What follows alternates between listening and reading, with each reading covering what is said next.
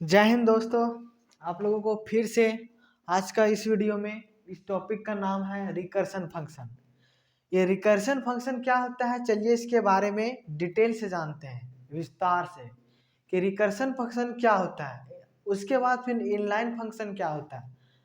इसके जस्ट पिछले वीडियो में आप लोगों को बताया था नेस्टेड क्लास, नेस्टेड फंक्शन और गेट्स फंक्शन और पुट्स फंक्शन।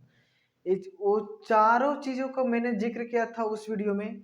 अगर यदि उस वीडियो को आप नहीं देखे होंगे तो कृपया उस वीडियो में जाकर गेट्स फंक्शन और पुट्स फंक्शन के बारे में जरूर देखिए और समझिएगा, ठीक है। लेकिन आज इस वीडियो में आप लोगों को बताने जा रहा हूँ जिसका नाम है रिकर्सन फंक्शन। रिकर्सन फंक्शन क्या होता है, यह हमारे लिए क्यों उपयोगी है, ठीक है, इसके बारे में अभी जानते हैं। देखिए, फंक्शन जो टॉपिक हम पढ़ रहे हैं फंक्शन के बारे में, फंक्शन कहने का मतलब यह हुआ कि उसमें डेटा वगैरह फंक्शन क्या है वो चीज़ को उसमें समझते हैं, ठीक है। और इनलाइन फंक्शन तो अभी इसके बारे में पढ़ेंगे और रिकर्सन, ठीक है। चलिए इस वीडियो में स्टार्ट करते हैं, लेट नहीं करेंगे। सबसे पहले इसमें बोल रहा है कि रिकर्सन फंक्शन। रिकर्सन फंक्शन क्या होता है, ये तो दिमाग में आया होगा माइंड में कि रिकर्सन फंक्शन क्या है, ये क्यों उपयोगी है हमारे लिए, ये क्या होता है, ठीक है, ये क्या, किसका प्रयोग कहाँ होता है, इसके बारे में जानते हैं। सबसे पहले रिकर्सन फंक्शन, यहाँ पे डिफिनेशन वन बाय वन करके जानेंगे, ठीक है, यानी कि स्टेप बाय स्टेप। इसमें बोल रहा है कि the function that call itself our on its body is known as recursion function, ठीक है। इसमें बोल रहा है कि फंक्शन, वह फंक्शन जो itself our on its body, यानी कि इट्स सेल्फ, यानी कि कहने का मतलब हुआ कि इट्स सेल्फ करने का मतलब कि आवर खुद उसे कॉल करके मतलब बुलाते हैं, खुद मतलब अपना ऑटोमेटिक, यानी कि that call itself on our on its body is known as recursion function. It is also known as recursive function, यानी कि रिकर्सन फंक्शन को हम रिकर्सिव फंक्शन भी कहते हैं। यानी इसमें बोल रहा है कि ऐसा फंक्शन जो इटसेल्फ कॉल होता है, इटसेल्फ मतलब कॉल होता है, ठीक है, ऑटोमेटिक इटसेल्फ और आवर ऑन इट्स बॉडी, ठीक है, इट इज मतलब also is known as recursion function. इसको एक और नाम से भी जानते हैं जिसको हम रिकर्सिव फंक्शन कहते हैं, ठीक है। ये डिफिनेशन के माध्यम से आप लोग को अच्छे तरह से समझ में आ गया होगा, ठीक है, क्योंकि मैंने लिख भी दिया है, उसका डिटेल भी मैंने बता दिया, ठीक। अब आता है इनलाइन फंक्शन। इनलाइन फंक्शन क्या होता है इसके बारे में जानेंगे और इसके वर्किंग के बारे में भी जानेंगे, ठीक है। इनलाइन फंक्शन क्या होता है कि the function that defined inside the class is known as inline function, but we can work outside the class by putting keyword inline, ठीक है। इसमें क्या बोल रहा है, इसमें ये बोल रहा है कि inline function inside the class, ठीक है, ये फंक्शन ऐसा फंक्शन है जो डिफाइन करता है inside the class, यानी कि ये क्लास के अंदर इसका उपयोग किया जाता है, क्लास के अंदर, ठीक है, ना कि बाहर। और बाहर में जब भी अगर यदि इसका प्रयोग हम बाहर में करेंगे, आउटसाइड में करेंगे, तो इसका एक कीवर्ड है, इस कीवर्ड का यूज करके, यानी कि इनलाइन जो कीवर्ड है, ये कीवर्ड का उपयोग करके हम इसका पुटिंग करके, इसका ये इनलाइन फंक्शन का कीवर्ड है इनलाइन, ठीक है, जो इसका पुट करेंगे, यानी कि कहने का मतलब यह हुआ कि हमको जब आउटसाइड में इसका वर्किंग करना है तो इनलाइन का कीवर्ड लगाकर हम कर सकते हैं आउटसाइड में, और अन्यथा तो ये तो इनलाइन फंक्शन इनसाइड है ही, ठीक है। इनलाइन कहने का मतलब इनलाइन यानी कि अंदर, इन मतलब अंदर, ये खुद इनलाइन है लेकिन इसका बाहर भी उपयोग कर सकते हैं, आउटसाइड में कर सकते हैं जब इसका कीवर्ड यूज करेंगे। कीवर्ड क्या है इसका, इनलाइन का इनलाइन, ठीक है। तब इसका वर्किंग में आते हैं, working of inline function. Working of inline function क्या वर्किंग है, ठीक है, इसके बारे में जानेंगे। यानी कि इनलाइन फंक्शन कहाँ, इसका कैरेक्टर को जानेंगे, इसका प्रॉपर्टीज को जानेंगे, ठीक है। तो इनलाइन फंक्शन है, inline function execute the program very fast. ये न्यूमेरिकल क्वेश्चन है, सॉरी न्यूमेरिकल नहीं मतलब ऑब्जेक्टिव है, यानी कि इससे एक नंबर का पूछा जाता है। Working of inline function, inline function का सबसे पहला कैरेक्टर, पहला प्रॉपर्टीज का आता है कि इनलाइन फंक्शन अपने प्रोग्राम के अंदर वेरी फास्ट वर्किंग करता है, बहुत तेजी से वर्किंग करता है। कौन? इनलाइन फंक्शन अपने प्रोग्राम के अंदर, अपने वर्किंग में, ठीक है, इनलाइन फंक्शन। और इनलाइन फंक्शन नेक्स्ट प्रॉपर्टीज बोलता है, नेक्स्ट पॉइंट बोलता है कि inline function create a small program, यानी कि इनलाइन फंक्शन छोटा प्रोग्राम को बनाता है, ना कि बड़ा प्रोग्राम को, ठीक है। जो चीज़ें जितनी छोटी होती हैं वो बहुत फास्ट काम करती हैं। कोई भी एग्जाम्पल लीजिए, दुनिया की कोई भी एग्जाम्पल ले लीजिए, जो जितनी छोटी होती है वो उतना बहुत ही पावरफुल होती है, ठीक है। यानी कहने का मतलब डेटा अगर यदि छोटा है तो वो बहुत वेरी फास्ट ट्रांसफ़र होगा, बहुत तेज़ी से जाएगा डेटा, और जो जितना बड़ा रहेगा वो इतना थोड़ा सा उसका कैपेसिटी बढ़ जाएगा, तो उसका टाइम भी बढ़ जाता है, ठीक है। कहने का मतलब है कि मान के चलिए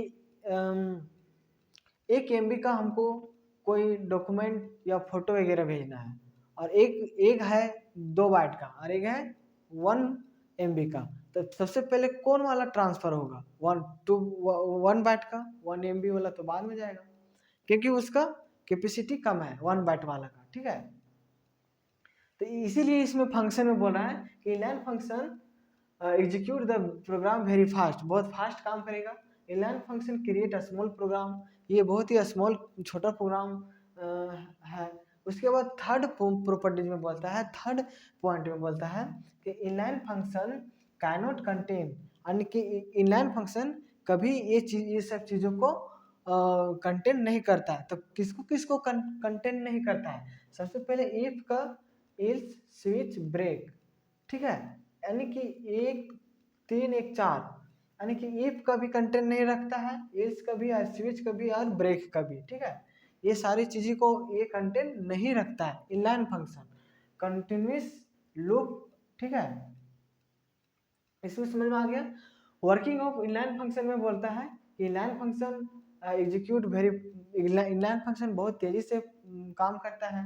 इनलाइन फंक्शन छोटा प्रोग्राम बनाता है।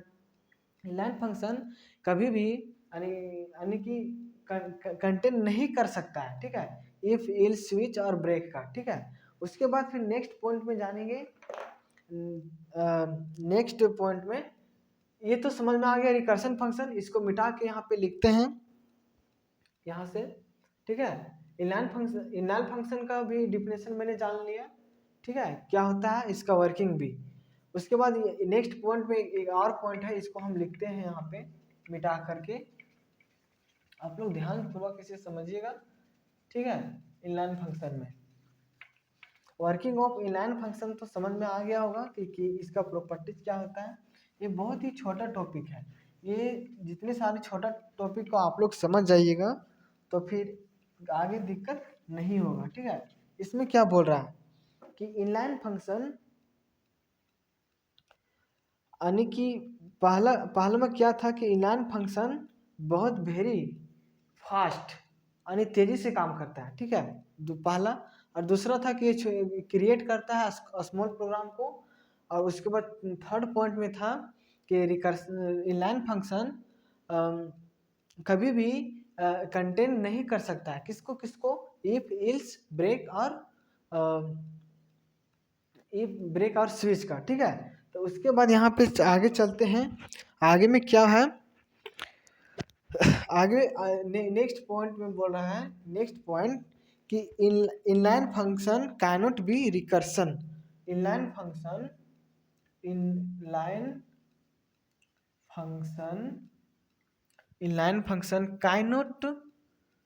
कैनॉट बी यानी कि inline function cannot be recursion,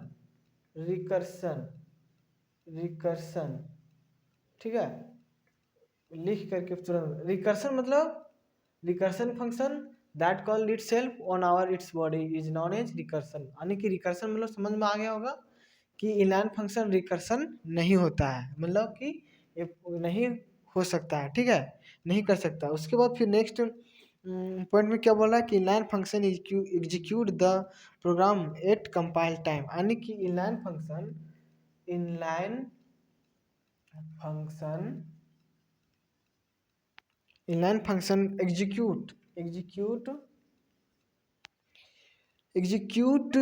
the programme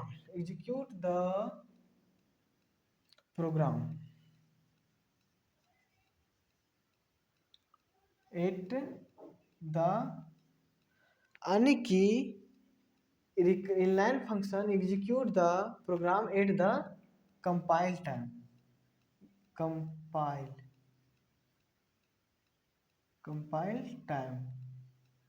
ठीक, ये तो समझ में आ गया होगा कि ये मैंने क्या बताया, कंपाइल टाइम, यानी कि inline function cannot be recursion, inline function नहीं हो सकता है, मतलब inline function cannot be recursion, inline function कभी भी रिकर्सन नहीं हो सकता है, inline function execute the program at the compile time, यानी कि इनलाइन फंक्शन जो है सो कंपाइल के टाइम एग्जीक्यूट करता है, कंपाइल टाइम ये अपना रन करते हैं, कंपाइल करता है। ठीक है, ये तो समझ में आ गया होगा इनलाइन फंक्शन का।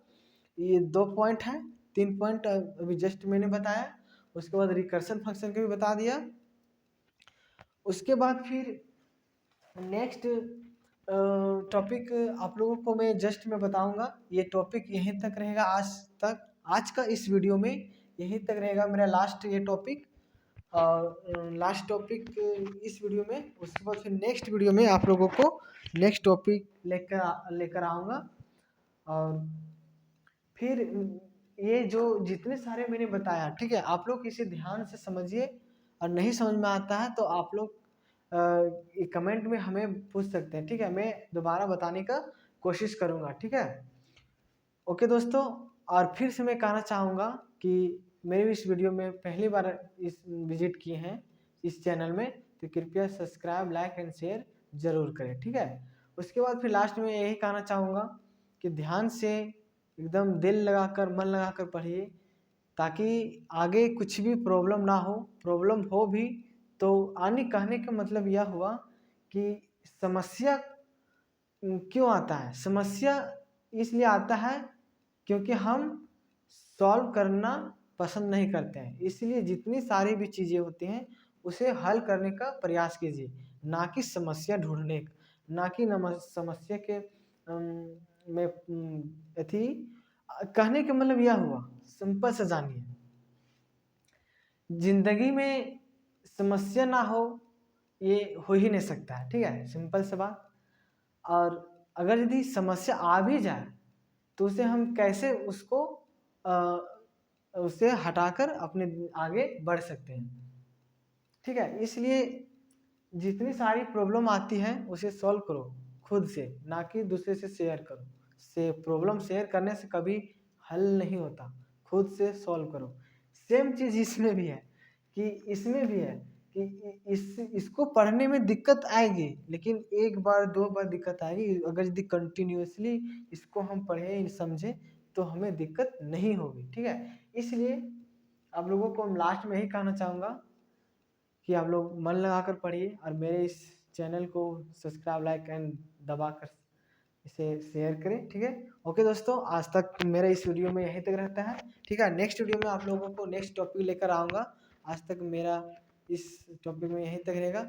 जय हिंद दोस्तों।